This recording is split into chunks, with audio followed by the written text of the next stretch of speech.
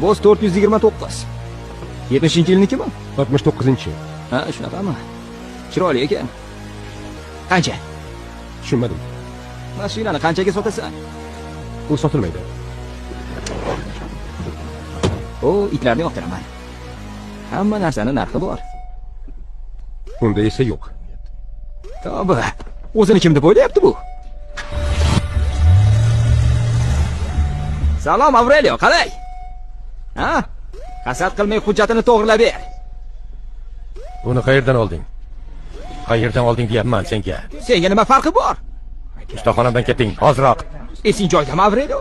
Xo'jayiningmi Zahir? Bekor aytibsan.